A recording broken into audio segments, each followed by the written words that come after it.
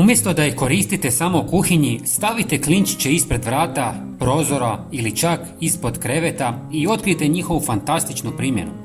U današnjem videu pokazat ću vam kako klinčići mogu postati vaš saveznik u rješavanju svakodnevnih problema u domu. Pokazat ću vam nekoliko načina njihove upotrebe. Prvo ću vam pokazati jedan nevjerojatan, ali vrlo jednostavan trik.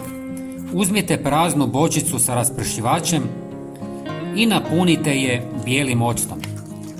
Ako želite, možete dodati i malo vode.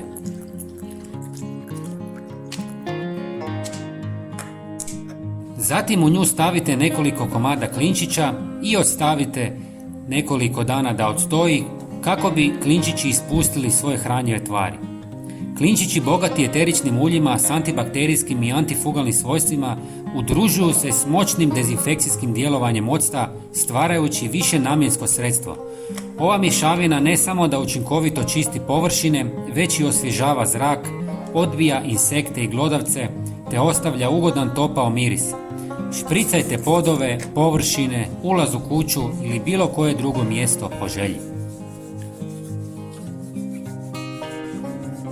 Drugi način primjene jest da klinčiće sameljete u prah i samo ih posipate ispred vrata ili prozora.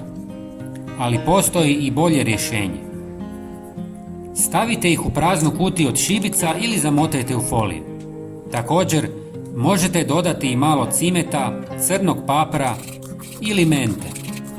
Ovo je nevjerovatan repelent protiv mrava, žohara, stjenica, moljaca, miševa i štakora. Foliju presavinite u mali paketić i izbušite rupice. A kutija šibica ionako propušta zrak jer je malo otvorena. Ovo možete staviti u ormare, ispred vrata, na prozore ili bilo gdje primijetite štetočine. Prijatelji, pogledajte i naš sljedeći video na ekranu. Hvala vam. Pozdrav!